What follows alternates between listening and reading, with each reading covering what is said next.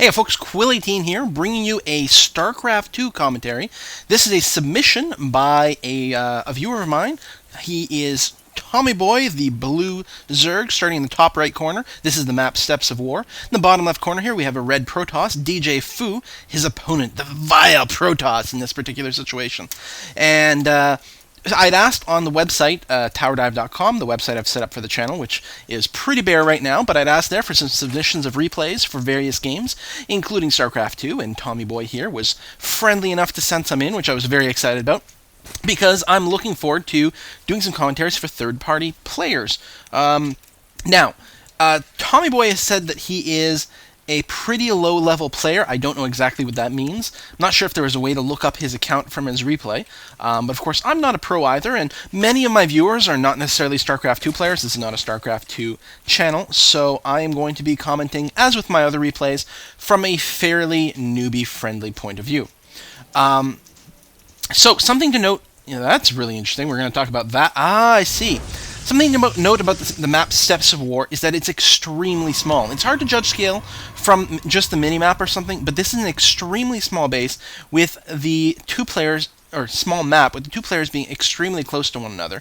Now, TommmyBoy is doing an excellent job of scouting things out here, and the Protoss is going to be walling off his ramp here to defend his expansion. Now, generally speaking, this is a really bad map for Zerg, since generally Zerg really likes to expand and play a slightly more economic game, and Protoss is able to make a very aggressive push pretty well, and it's actually a pretty good map for Protoss, generally speaking.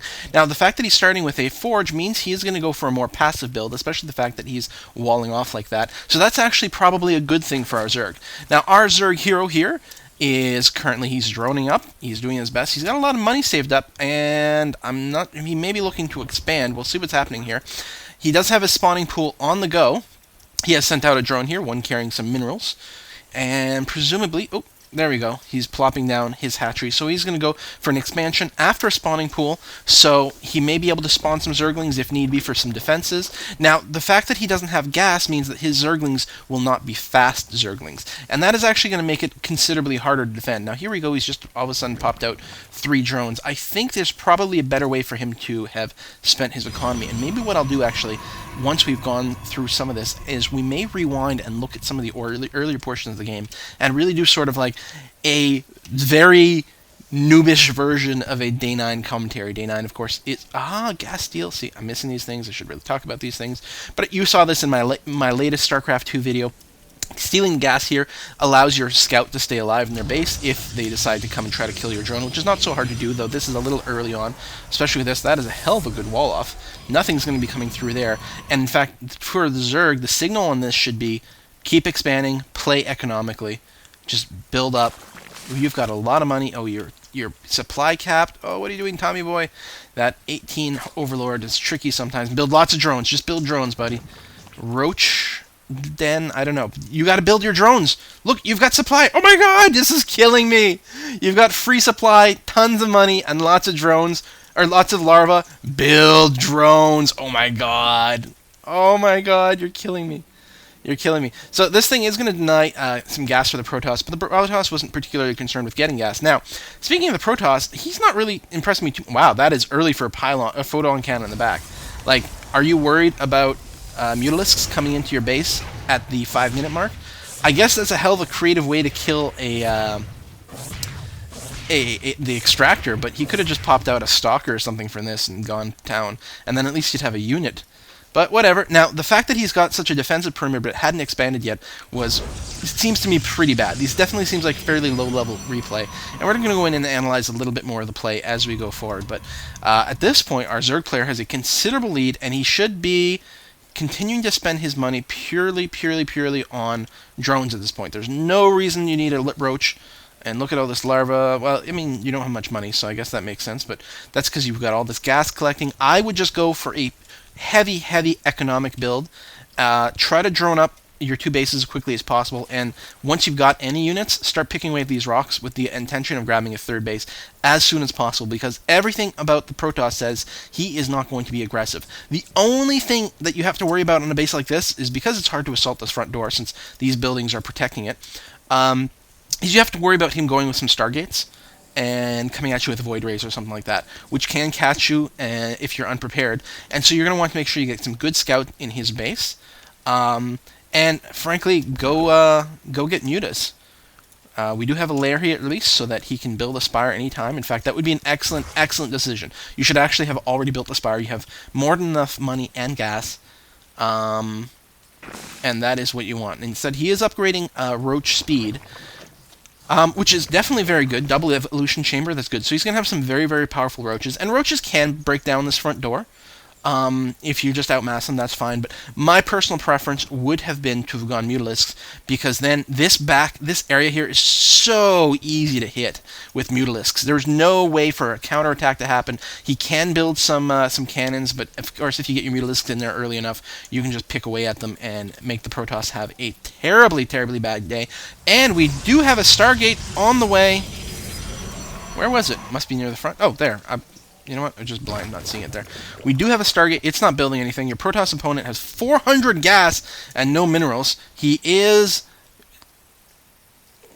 Oh, that's why the probes aren't being built. Nice goop with the Overseer. So he's corrupted this Nexus, as you can see. And some people comment, yes, my graphic settings are turned all the way down to minimum, because when I'm playing the game, I want minimal lag, and I'm just way too lazy to turn it up for the replays. And frankly, the replays, since I'm running fraps, might have a hard time with the higher settings anyway. Hopefully that'll improve once I get a better computer. So yeah, his back here is well defended, but you've got a good, perfect place to attack with Mutalisks. Just keep all his drones dead. That, you know... Frankly, low-level play, Mutas are so good. So good. Nice saturation. Let's take a look at the unit counts here. 39 drones to 25 probes. Huge, huge economic advantage. Taking down these rocks, excellent. There's no reason for you to attack at this point. You've scouted things out. You know he doesn't have that many probes. I don't know. That's a good question, actually. Does he have... Oops, don't lock the camera. He doesn't know there's a Stargate, and that's exactly what I was concerned about. You need to know this is coming so that you can have anti-air, because as it stands, Zerg has nothing. Roaches can't spit that high. They can spit at rocks, they can spit uphill, but they can't spit against air units. So you are actually going to have a little bit of a hard time unless you built some more queens, which is fine. You don't necessarily need more technology. You'll just need some extra queens. 2 in each base, something like that. And then nice creep spread, by the way, especially using the Overlord Horde to poop it out. Although you also have a creep tumor, which actually your creep tumor should continue to spread forward as aggressively as possible. That's another nice thing about having some extra queens. You've got the air defense. Nice use of a Zergling here, so you can catch him if he's moving out. But, you know, there's nothing you can move out with. Now, he knows there's air coming. I want to see how he's going to react. What is he building at this point? He's upgrading Zerg missile attacks, which is going to be good. There we go, the Hydralisk Den is coming down, being built right there, and Hydras do exceptionally good against Void Rays. Now, if the Protoss were smart, he would have moved out with these Void Rays right away. In fact, he would have hidden them. He would have rallied them, like, up here or somewhere, and taken a long way around to get to the Zerg base. Instead, he's waiting for more Void Rays, and he's got them queued up. And you should never queue up units. Like, now would be fine. Have the second one in there so that it's just about ready to go as soon as this one finishes. But having the extra units queued up just slows it down. The Protoss has enough fleet beacon. Wow! I was going to say, he has enough, he could just go for a second Stargate and pump these out much, much faster, instead of having all these guys. These guys could have attacked so long ago and destroyed so much. Now we've got 10 Hydralisks on the way. By the time these guys are finally coming to base, there's going to be a huge army of Hydralisks coming that way. You cannot build units and then not use them. There's got to be a purpose to your units. As soon as you have... I can understand waiting for the second one, but once you've got 2, you've got to go. If you wanted more than 2, you needed to build 2 Stargates. Because, oh my god, and the 5th one, he's not going yet. He should have gone years ago, and this is a sign of a low-level player, someone who waits way, way too long. There's a second Stargate, finally. But you should have just started with 2 Stargates, and then pump out his 2 Stargates from the beginning. He's going to get the Flux Vein, so these Void Rays are going to move extremely quickly. They will be dangerous. They may be able to pick off this expansion hatchery, because they'll be able to move in quickly, do a lot of damage pretty quickly. On the other hand, that's a lot of Hydras, and the Zerg player is reacting extremely, extremely well to this. Again, my personal preference, I really, really like Mutas. Then again, this is a really small map, and maybe you don't have the luxury of doing that. But your ground force is awesome, and again, you're up 1 base. I'd still say there's no reason for you to be attacking.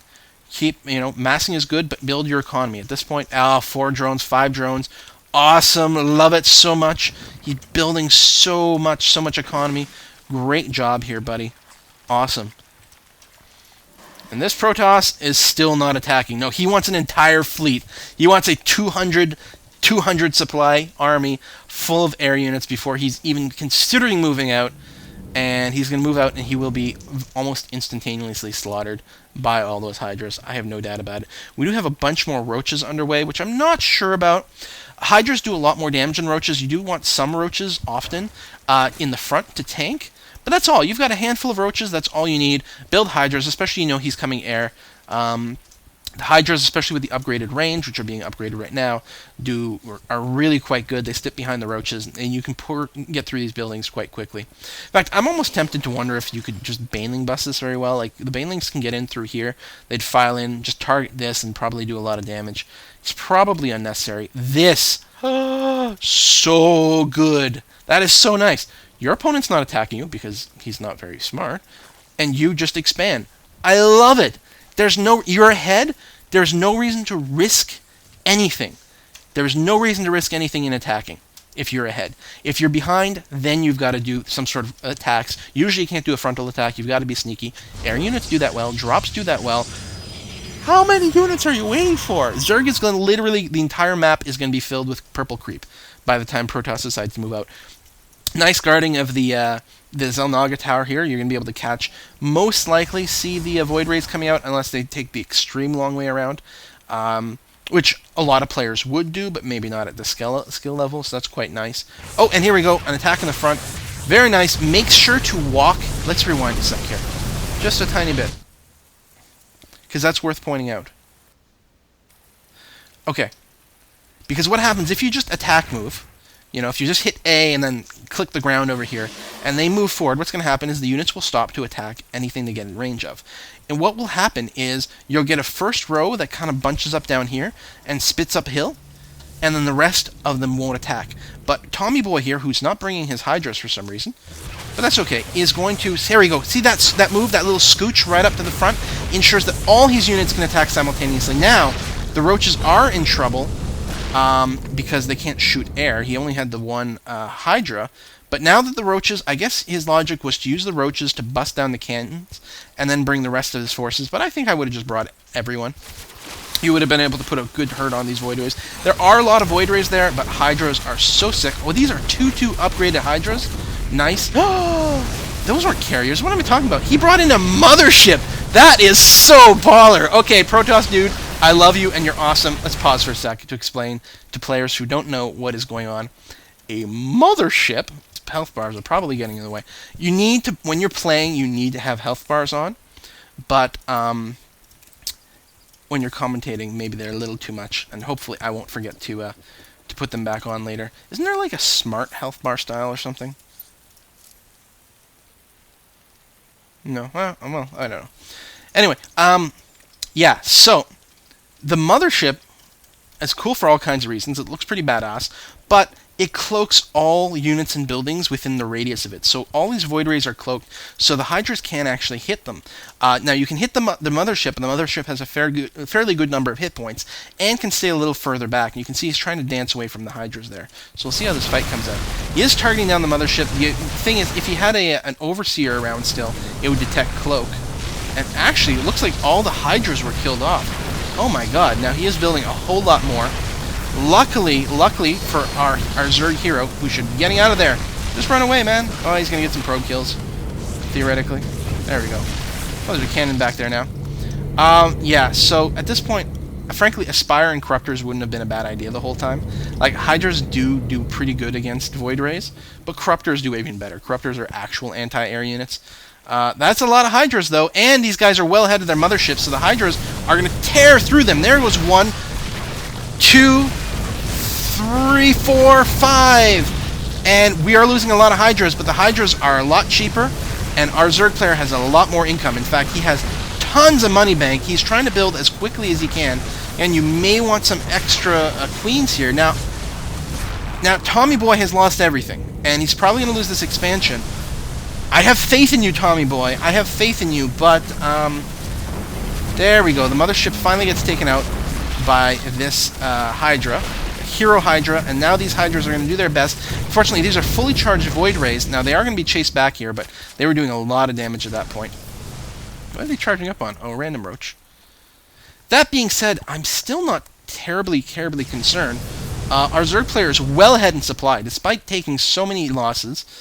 He did destroy a lot of airships in return, though. He's at 92 supply, 92 food being used versus 61 food being used. So TommmyBoy has a huge edge. Now, a lot of that, of course, are the fact that he has twice as many drones as our Protoss's probes, but that means a superior economy. He can rebuild units. He doesn't have to worry about losing them quite as much. And you can see now these Hydras are just poning face. Absolutely going to destroy everything, and that is certainly going to be game. In fact, you can see the timer is just about over. So yeah, that is pretty good, actually. I think the one thing I would have done probably is after seeing that, despite the fact, okay, ignore the Muta talk.